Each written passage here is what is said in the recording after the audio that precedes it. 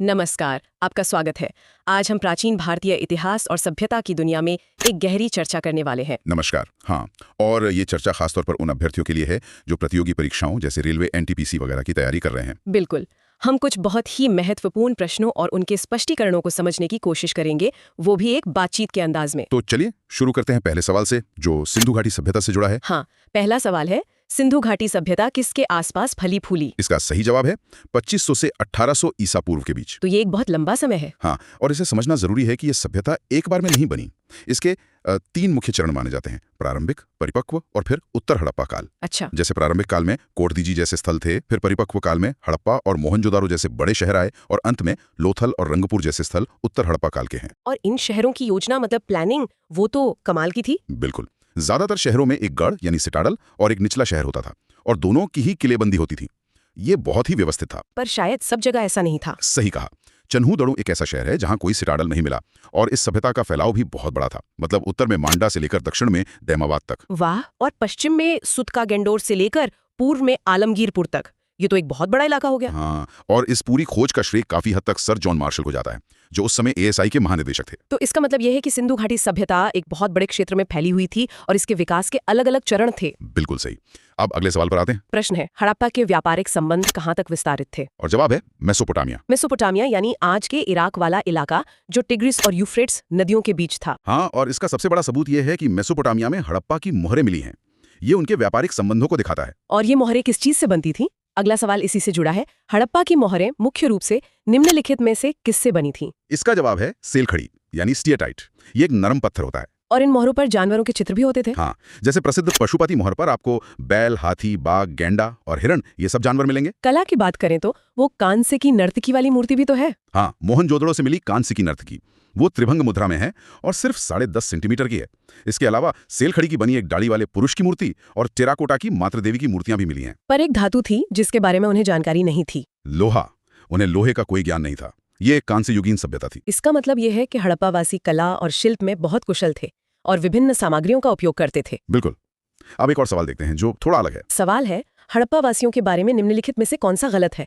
और इसका उत्तर है, हड़प्पावासी उपकरण, बर्तन और कढ़ाई बनाने के लिए केवल सोने का उपयोग करते थे। जाहिर है ये गलत है। सोना इतना आम नहीं था। वो कई चीजों का व्यापार करते थे, जैसे गहने, लकड़ी और रोजमर्रा की चीजें। और व्यापार के लिए वो कीमती पत्थर भी बाहर से मंगवाते थे, है ना? हाँ, जैसे कार्नेलियन। ये एक लाल रंग का पत्थर था जो राजस्थान और गुजरात से आता था, और इससे मोती बनाए जाते थे। और एक नीले पत्थर का भी जिक्र आता है। Lapis lazuli. ये बहुत कीमती नीला पत्थर था जो बदख्शां यानी अफगानिस्तान से आता था।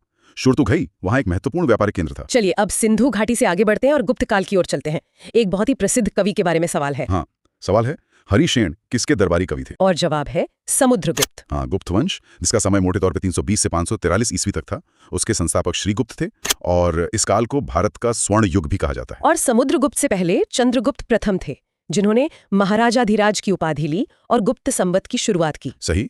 उन्होंने सोने के सिक्के भी चलाए जिन्हें दीनार कहा जाता था। लेकिन समुद्रगुप्त एक बहुत ही शक्तिशाली शासक थे। और उन्हीं के बारे में हरिशेन ने प्रयाग प्रशस्ति में लिखा है। हाँ, इलाहाबाद स्तंभ शिलालेख पर इसी के आधार पर वी.ए. स्मिथ ने उन्हें भारत का नेपोलियन कहा था। उनकी और भी उपाधियां थी, जैसे कविराज। हाँ, कविराज, परम भागवत, और उनके कुछ सिक्कों पर उन्हें वीणा बजाते हुए भी दिखाया गया है, जो उनकी कला में रुचि को दर्शाता है। और फिर उनके बाद आए चंद्रगुप्त द्वितीय, विक्रमादित्य, जिन्होंने शकों को हराया। और वो पहले गुप्त राजा थे जिन्होंने चांदी के सिक्के चलाए। मशहूर चीनी यात्री फाहियान भी उन्हीं के समय भारत आए थे। तो गुप्त वंश में कई महान और शक्तिशाली राजा हुए, जिनमें से प्रत्येक की अपनी विशेष उपलब्धियां थीं। बिल्कुल। अब उत्तर भारत से दक्षिण की ओर चलते हैं, संगम काल की तरफ। संगम साहित्य से जुड़ा एक सवाल है। एटुटोकाय संग्रह से संगम संग्रह, पुराननुरु और पतिरुपट्टु का मुख्य केंद्र क्या है? इसका जवाब है वीरता और राजाओं और उनके कार्यों की प्रशंसा। ये एटुटोकाय क्या है? ये 8 काव्य संग्रहों का एक समूह है।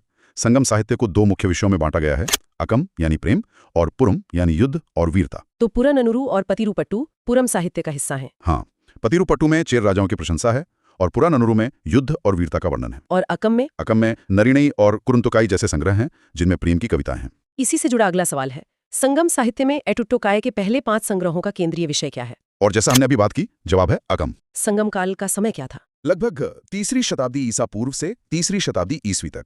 संगम का मतलब होता है कवियों की सभाएं। और इन्हें पांड्या राजाओं ने संरक्षण दिया था। हाँ, कुल 3 संगम हुए और तीनों को पांड्यों ने ही संरक्षण दिया। इस समय दक्षिण में 3 प्रमुख राजवंश थे: चेर, चोल और पांड्य। चेरों का प्रतीक धनुष और बाण था, चोलों का बाघ और पांड्यों का मछली। बिल्कुल।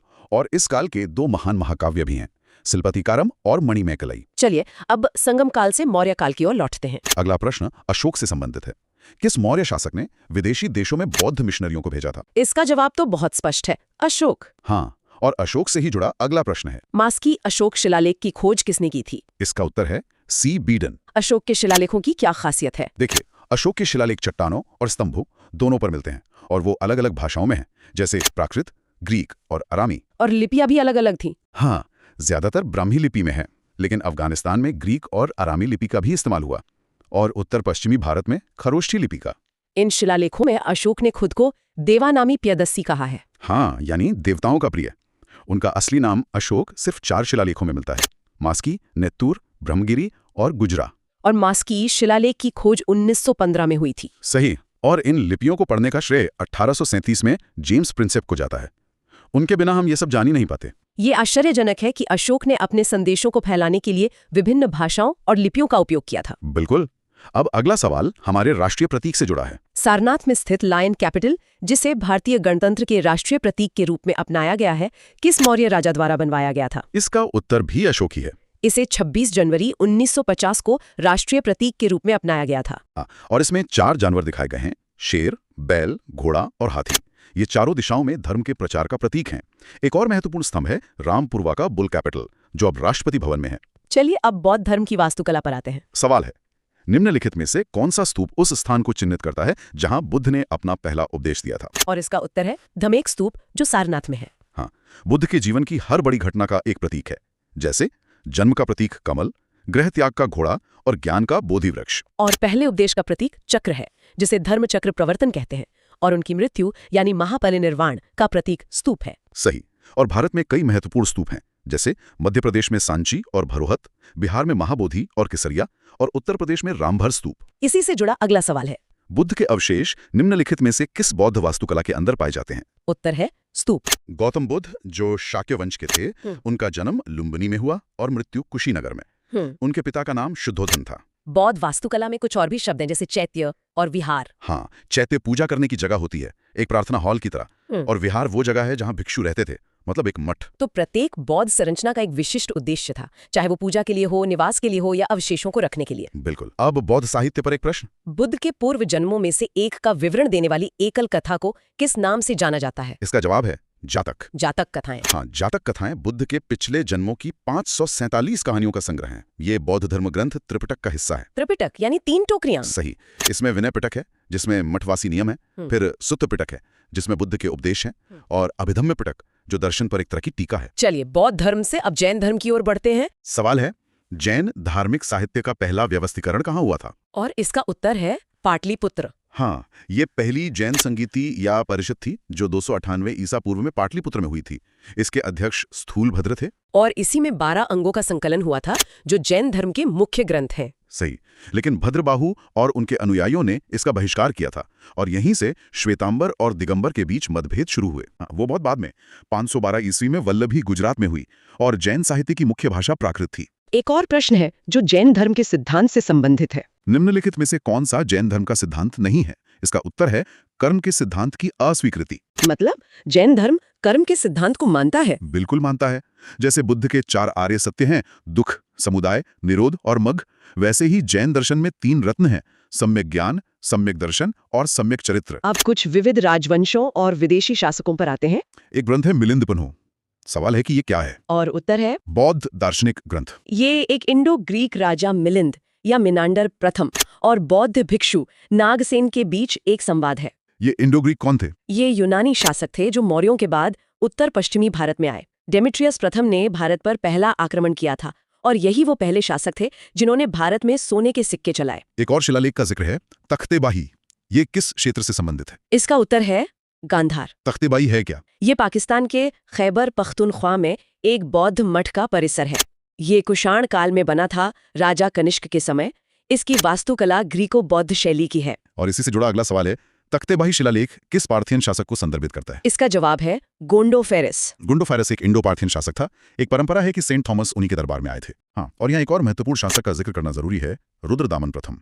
वो एक शक शासक थे, पश्चिमी क्षत्रप वंश के, और उन्होंने सुदर्शन झील की मरम्मत करवाई थी। ये पार्थियन आए कहाँ से थे? अगला सवाल ये है। पार्थियन मूल रूप से ईरान के निवासी थे। और शक? शक मध्य एशिया की जनजातियां थीं, और भारत में शक वंश की स्थापना का श्रेय माउस या मौगा नाम के शासक को दिया जाता है। तो भारत में शक वंश की स्थापना किसके द्वारा की गई? इसका उत्तर हुआ माउस। हाँ, शकों का सबसे महान शासक रुद्रदामन प्रथम था, और अंतिम शक शासक रुद्र सिंह तृतीय को गुप्त राजा चंद्रगुप्त द्वितीय ने हराया था। अब दक्षिण भारत के एक और राजवंश पर आते हैं। सवाल है, अमरावती स्तूप का निर्माण निम्नलिखित में से किस शासक द्वारा किया गया था? इसका उत्तर है सातवाहन। स्तूप के कई हिस्से होते हैं, है ना? हाँ, जैसे तोरण यानी प्रवेश द्वार, छत्र, यष्टि, हर्मिका और अंड जो मुख्य गुंबद होता है। सातवाहन साम्राज्य के बारे में एक और सवाल है। सातवाहन साम्राज्य के दौरान आहार या राष्ट्र शब्द का तात्पर्य क्या था?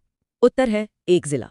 सातवाहन दक्कन का एक महत्वपूर्ण राजवंश था। इसके संस्थापक सिमुक थे और सबसे महान शासक गौतमीपुत्र सातकर्णी थे। गौतमीपुत्र सातकर्णी, जिनकी मां रानी गौतमी बलश्री ने नासिक शिलालेख में उनकी प्रशंसा की है। सही। सातवाहनों ने सीसे, तांबे और चांदी के सिक्के चलाए। वो ब्राह्मणवाद के अनुयायी थे, लेकिन उन्होंने बौद्ध धर्म को भी संरक्षण दिया। अब कुछ विविध विषयों पर आते हैं। एक किताब है the Periplus of the Erythraean Sea. ये किस काल में लिखी गई थी? इसका उत्तर है पहली शताब्दी ईस्वी। अगला सवाल प्रागैतिहासिक गुफा चित्रों के बारे में है। भीमबेटका रॉक शेल्टर भारत के किस राज्य में है? ये मध्य प्रदेश में है। इनकी खोज वीएस वाकणकर ने 1957 में की थी। यहाँ 700 से ज्यादा गुफाएं हैं। हाँ, और भारत में गुफा चित्रों की पहली खोज 1867 में आर्चिबाल्ड कार्लाइल ने की थी। कुछ और प्राचीन स्थलों का भी जिक्र है। जैसे भारत के सबसे पुराने नवपाषाण स्थल मेहरगढ़ और कोल्ढेवा हैं, और बुर्ज होम जो कश्मीर में है वो अपने गड्ढे वाले निवासों के लिए प्रसिद्ध है। पल्लव प्रशासन पर भी एक सवाल है। पल्लव प्रशासन में स्थानीय स्वशासी सभाओं द्वारा प्रत्यक्ष रूप से प्रबंधित सबसे छोटी प्रशासनिक इकाई कौन सी थी? उत्तर है ऊर। और यानी गांव। हाँ, पल्लव जिनके संस्थापक सिंह विष्णु थे, उनकी राजधानी कांचीपुरम थी। उन्होंने द्रविड़ मंदिर वास्तुकला में बहुत बड़ा योगदान दिया, और उनका प्रशासन बहुत व्यवस्थित था। बिल्कुल। साम्राज्य को मंडलम यानी प्रांतों में बांटा गया था। मंडलम को कोट्टम यानी जिलों में, कोट्टम को नाडु यानी तालुकों में, और सबसे छोटी इकाई थी ऊर यानी गांव। तो पल्लवों के पास एक सुव्यवस्थित प्रशासनिक ढांचा था जो केंद्र से लेकर ग्राम स्तर तक फैला हुआ था। एकदम सही। अब मगध काल के अधिकारियों पर एक सवाल। मगध काल की न्यायिक संरचना में वो हारिका कौन थे? इसका उत्तर है ग्राम सभाओं में न्यायाधीश। उस समय और भी महत्वपूर्ण अधिकारी होते थे। हाँ, जैसे समहर्ता जो राजस्व देखता था, सन्निधाता जो कोषाध्यक्ष था, सीताध्यक्ष कृषि का प्रमुख था, और शुल्काध्यक्ष टोल टैक्स वसूलता था। अब एक और शिलालेख पर आते हैं। एरण पत्थर शिलालेख। सवाल है, एरण पत्थर शिलालेख में कहा गया है कि समुद्रगुप्त को उनके पिता द्वारा राजा के रूप में चुना गया था क्योंकि।